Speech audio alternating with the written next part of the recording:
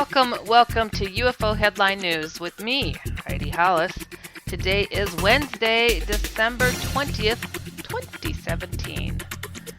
Blasting off with some UFO reports. A UFO sighting in Linz, Upper Austria. This is a UFO blast from the past that occurred August 31st, 2001. In brief, they say Nightprayer. Orb coming out of the Eucharist, bright as daylight. Orb slowly hovering through my body. Room dark again, feels good, moving out at my back. Room bright again, orb slowly leaving the room. In more detail, the witness states, I was on duty for the night watch at the Eucharist.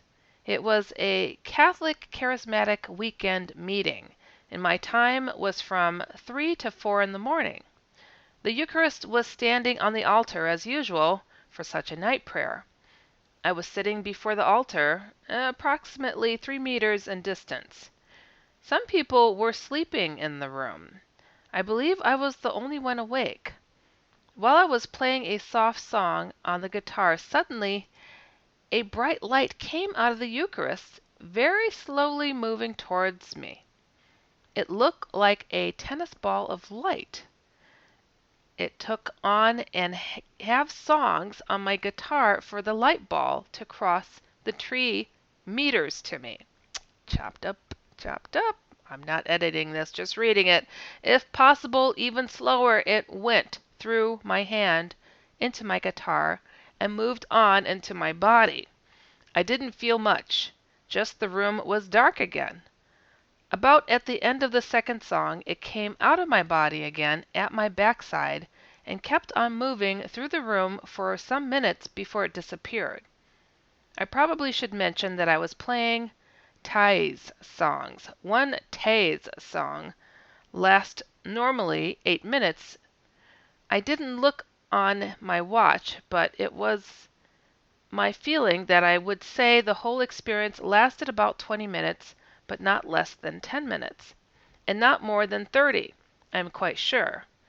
And it was bright as the sun. The whole room was covered in daylight. Interpretation, for 10 years I was sure I'd seen Jesus, and I was just happy. When I found out about UFOs and aliens and the chakra aura, I came to believe I could be the soul star of anybody. We all have a soul star within our aura, so the possibility of it being Jesus is 1 to what? How many living beings are there in the universe who have already taken the way to ascension? I don't know, but the more I learn, the less I know. That's the only thing I still believe now. Well, that was a different kind of report. All right. UFO sighting in Sudbury, Ontario. This is another UFO blast from the past that occurred August 16th, 2005. Green disc. This sighting occurred about 12 years ago in late summer, about 6 p.m. My wife and I were walking down the street outside our house, and we both looked up to the sky, which was overcast, wondering if it would rain.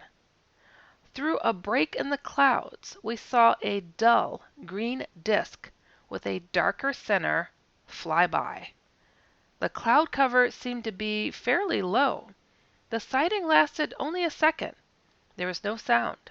In fact, the evening was very quiet.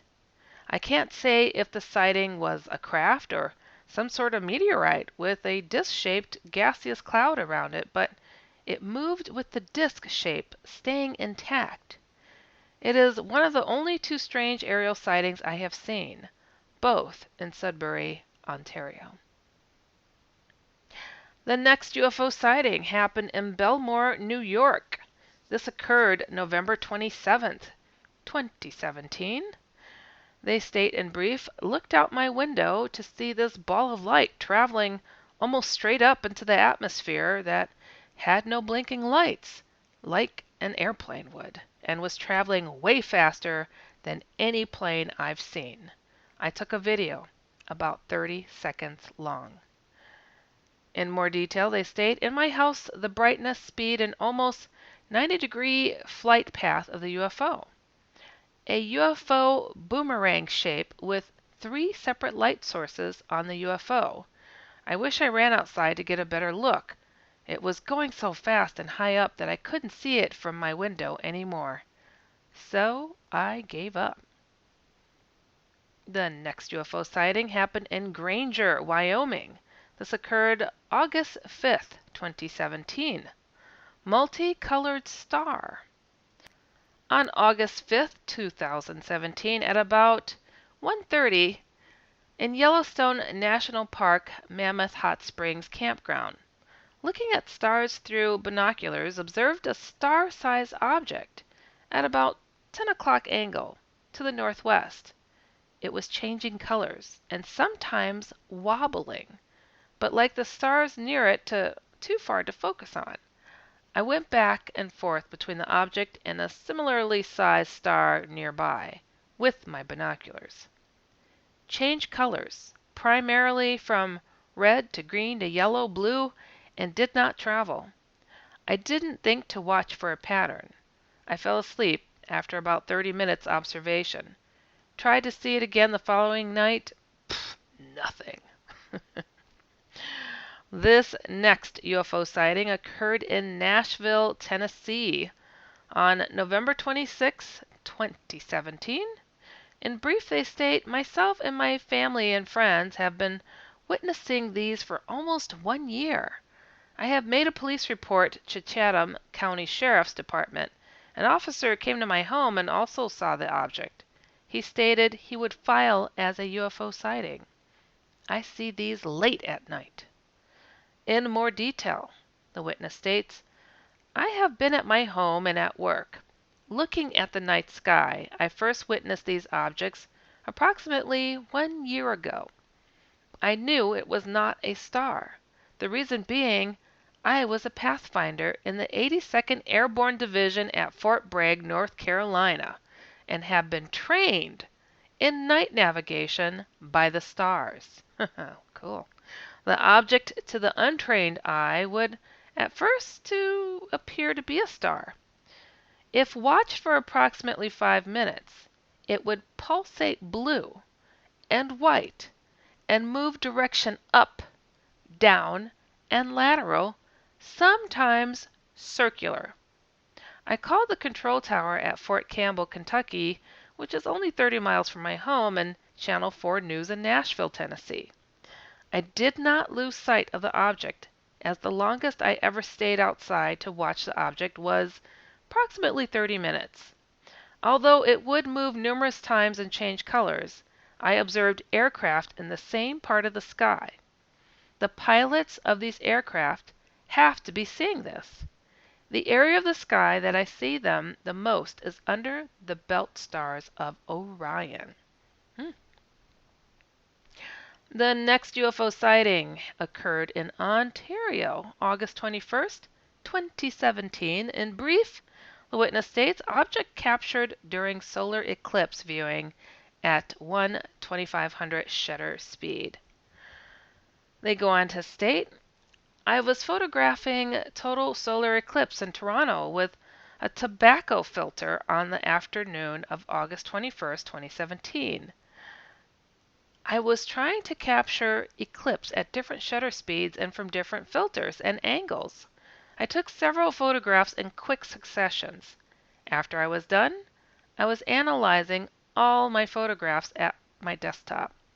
I observed one object that was International Space Station, I think. It was there in almost all my photographs. Then I observed one photograph which was taken at shutter speed of 1/2500 and saw a UFO. It had bug-like wings and was only captured in one of my photographs. I only took one picture at that shutter speed in which the object appears. This object did not appear anywhere else in any other shutter speeds at all. All these photographs were taken within seconds from each other.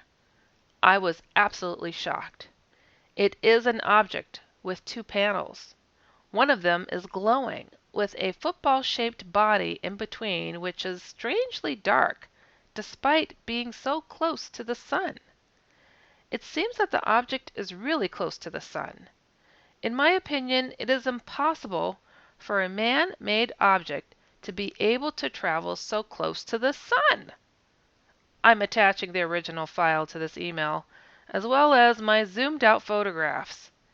If you require further information, please feel free to contact me. Thank you very much. And P.S. I would like to clarify that this is not an International Space Station, as I've captured ISS on my other photographs, and this looks different. Now, bounding into Bigfoot boundaries, we have a unique Bigfoot incident blog. Let's have a look. It begins, Bigfoot incidents. The witness is telling their story. I was on this expedition with this group of investigators in their Oregon Cascades expedition, which took place on the third weekend in July of 2015. The location was 13.1 miles up from, they won't say, north from, they won't say. I arrived Thursday just after noontime and met the expedition leaders as they were leaving to scout the area. I went to the base camp area, which was in a quarry alongside this road. I decided that I would prefer a spot about 30 yards farther along the road. There was a high spot before the road went back downhill to the creek. There was a wide spot on the road, and it was open above, so there would be ample stars to view. After setting up camp, I walked towards the creek. About 25 yards from my personal camp, there was a very wide game trail. I explored this game trail, and it climbed the bank on the north side of the road. They say see the picture. At the top, there was a fork that went to the right, which was east, and that trail went down into a wide ditch alongside the road. Between the ditch and the road was a line of small Douglas fir tree saplings, which were quite thick. The trail went up about 10 yards in the ditch, then climbed back up and entered an extensive native blueberry field under the trees. And all the blueberries were ripe. I explored the roads during the day, had dinner, and then went to the evening talk in the quarry. After the evening talk, we gathered to form teams to do night expeditions. I went with 15 others on a night hike around a certain lake they won't name. Several times we thought we heard wood knocks, but they were barely audible. Nothing else happened that night, and I slept well in the back of my PT Cruiser. I had left the back seats at home and threw a futon mattress in the back which fit just about perfect. Friday morning I woke, made coffee, and then I went to pick blueberries. I drank a nice press of coffee before leaving, so while going to the blueberry field, the call of nature needed to be answered. I was by the snags on the game trail, so I relieved myself behind the snags. Then I went down the game trail and picked blueberries to add to my breakfast of yogurt and cereal. Later that morning, we convened at base camp to talk over last night's activities and other unexplained occurrences. Bigfoot-related incident number 1. Flipped log. Then I went out with a large group of people from the expedition to set up trail cameras for the afternoon. We first went to a meadow behind base camp. In order to get to this meadow, we had to go to the blank lake trailhead next to the creek. About 50 yards up, the trail splits off to the northwest, and about a quarter mile farther is the edge of the meadow. We all walked over the blueberry bushes at the edge and into the meadow. I walked across the meadow and found a long, old log that seemed to have been flipped over and moved out of the line. I called out that I found something very unusual, and everyone came over. We discussed it for a while, and some team members surmised that a large Bigfoot flipped it over like that. I could tell it was recently moved, as the outline of the previous log position was still in the reeds, and it was clearly flipped over with one end broken off and Hi, it's Jamie, Progressive number 2 employee. Leave a message at the... Hey, Jamie. It's me, Jamie. This is your daily pep talk. I know it's been rough going ever since people found out about your a cappella group, Mad Harmony, but you will bounce back. I mean, you're the guy always helping people find coverage options with the Name Your Price tool. It should be you giving me the pep talk. Now get out there, hit that high note, and take Mad Harmony all the way to nationals this year! Sorry, it's pitchy. Progressive Casualty Insurance Company and Affiliates. Price and coverage match limited by state law. lying close by the end. The part of the plants that were underneath the log was still brown from lack of sunlight, yet the parts of the reeds that had grown along the side of the log were green. The meadow had been long dry, so it wasn't water that moved it. Four of us big guys, myself included, tried to pick up one end of the log, but it was so heavy we could only move it about a couple of inches up. It was immensely heavy, yet the log was bone dry, sitting in the sunshine.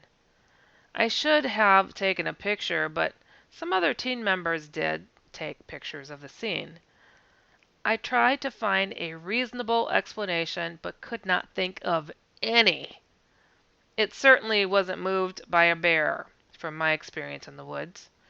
There was no claw marks or scratches in the logs, nor were there any prints in the dirt around the log, where bears usually just paw at the sides of these logs to get at the termites. And since this log was so heavy, even for four of us, a large 350-pound black bear would have had trouble moving it. It certainly would have left marks. From my experience, seeing what bears do to logs, and personally witnessing bears working logs in the forest, this was not done by a bear. So my other thought was that maybe the water from the winter snow melt could have moved the log, but as I scanned the area more, I noticed that the log was near the highest edge of the pond, where the brush meets the reeds and grass. This means that the pond level wouldn't be much higher, since the brush doesn't like sitting in water for long, and the water level would have lowered long before the reeds greened up. Even the lowest points in the pond were quite dry. This was a recent move. So it couldn't have been water that moved it. So what about humans? I just don't think this is human activity. Four of us could barely move the log. It is also located far out of the way across the meadow. I only stumbled upon it in the brush and couldn't see it from the trail or anywhere in the meadow. My gut just tells me that people wouldn't be going that far out into the woods just to move logs around. But I was a skeptical scientist, and when we left, I was still quite puzzled by this log. But the next 2 nights changed my mind. Now I attribute this log movement to Sasquatch. Bigfoot encounters, number 1. Alone by the roadside. On Friday evening, July 17th at 7 p.m., we had gathered again at base camp for the evening talk. After discussing objectives, a veterinarian gave a talk on what he thinks a Sasquatch eye is like from his expertise in animals and also from his experiences and encounters on previous expeditions. At 9:15 p.m., the evening talks finished and everyone started getting into their groups for the night expedition. I decided to quickly go to my car and put my coffee mug in the car. I didn't want to leave it lying around base camp and get broken in the dark. I also had another motive. After a big cup of tea and drinking water during the talk, I had to relieve myself, and quick. So I hurried to my car in the hope that no one else would go down to the road. There was plenty of twilight left, so I didn't need my headlamp and left it with my backpack in the quarry. When I got to be near to my car, I had this feeling that something wasn't right. Sounds thing seemed out of place, and I felt watched. I looked around and saw the road was empty, yet lit well from the twilight. So were the edges and the bleached snags on the embankment next to the game trail. Everything white or pale color seemed to have a night glow just beyond the woods were black as black can be. The direction down the road to the creek was eastward, so the twilight was coming from the west behind me. I looked again down the road, but I couldn't see anything wrong, so I quickly put my mug in the car, walked across the road, and quickly relieved myself. I looked into the darkness of the woods, then down the road. I still felt unnerved and quickly finished. I was still looking down the road, and something just seemed out of place. On the bank was 3 dead tree snags. There were 2 tall ones. Both were 50 feet tall and one small one. The smaller snag seemed wider than the tall snag behind it, and also seemed wider than the small pine tree in front of it. The white area stuck out from either side of the small pine tree, but it was oddly shaped with curves, not straight like a tree. As I stared at those, what I was perceiving as the small snag took a huge step out from behind that scraggly pine tree and into the opening between another group of small pine trees. I instantly knew this, quote, thing was walking on the game trail. My next thought was that this creature was going to walk right across the road. As it stepped, I could see long arms with hands down near the knees, long hair hanging and flowing off the forearm and also off the thigh of the leg. The hair was also very long on the head, so I couldn't see a neck. The hair fell flat off the head and down the sides, just below the shoulders. All the hair moved much like a girl with long hair, moving very quickly. The way a girl's hair moves, around together, flowing in the air with the body movements. After the first step, the creature stopped and quickly turned with its back to me. The width of the back was enormous. It seemed to fill the space between the trees. I estimate that the shoulders were about 5 to 6 feet wide. I could see the split in the legs as it was standing straight up and down. I quickly compared the height of the creature to the pine tree it stood next to. I didn't know the height, but made a quick estimate of it being 8 feet tall, as I remembered the tree being taller than I was when walking past there earlier in the morning to pick blueberries. I stand 6'4" tall, with my boots on. I saw the hair coming off the back of the head.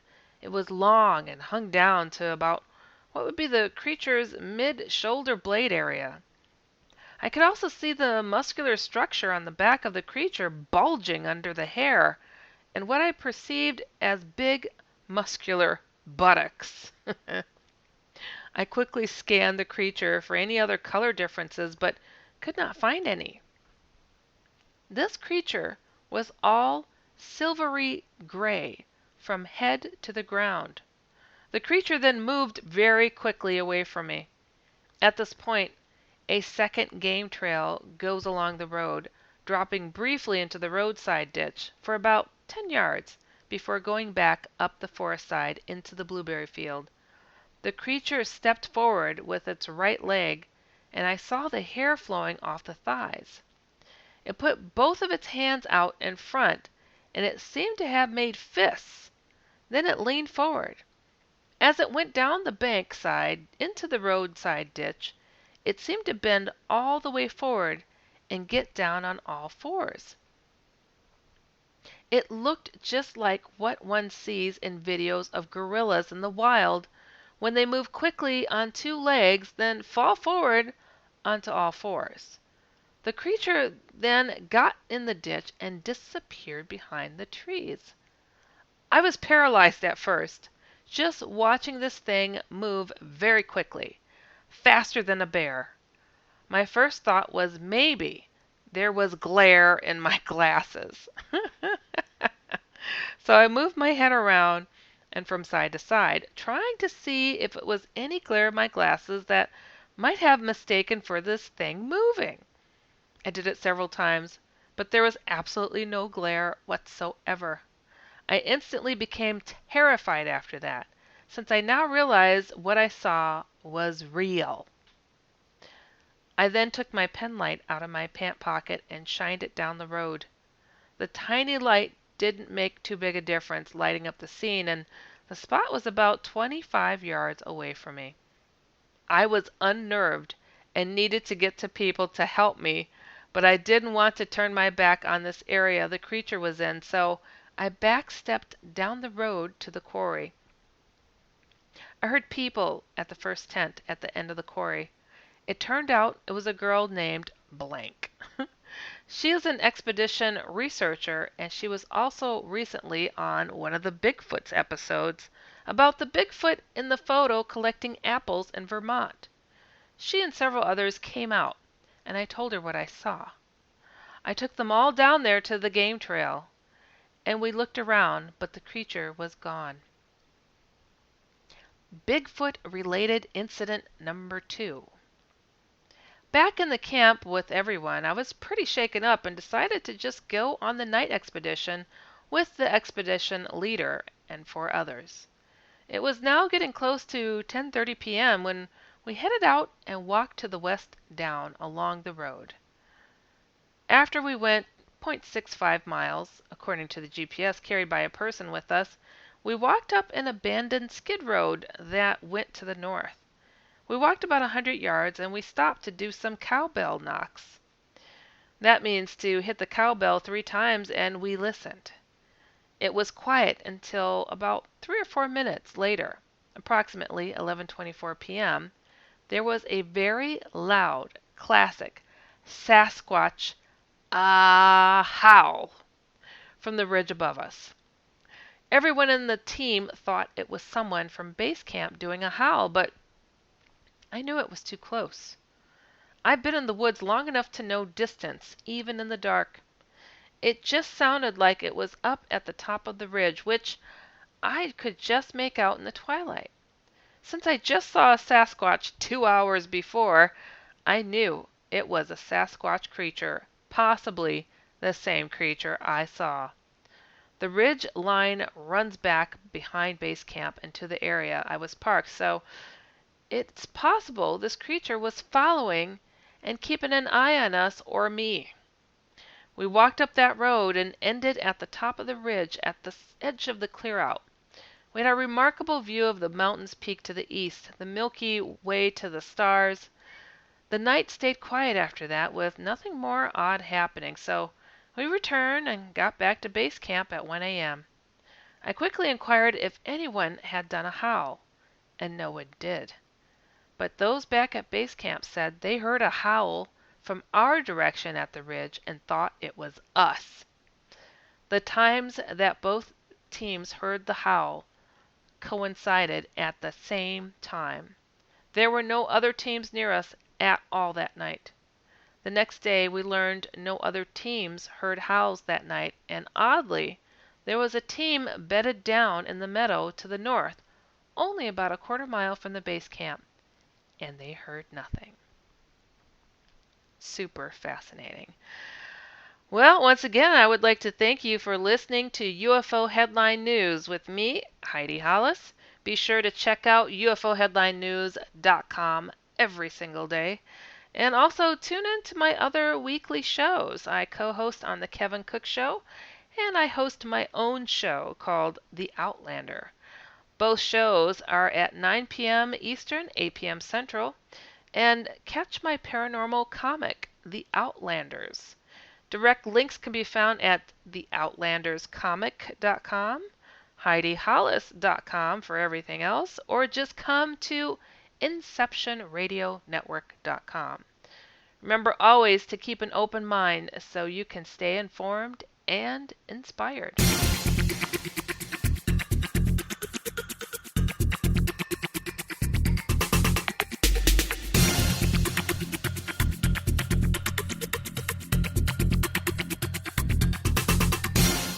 Hi, it's Jamie, Progressive's Employee of the Month, 2 months in a row. Leave a message at the... Hi, Jamie. It's me, Jamie. I just had a new idea for our song about the Name Your Price tool. So when it's like, tell us what you want to pay, hey, hey, hey, and the trombone goes, blah, blah, blah, and you say, we'll help you find coverage options to fit your budget. Then we just all do finger snaps while a choir goes, savings coming at ya, savings coming at ya. Yes? No? Maybe? Anyway, see you at practice tonight. I got new lyrics for the rap break. Progressive Casualty Insurance Company and Affiliates. Price and coverage match.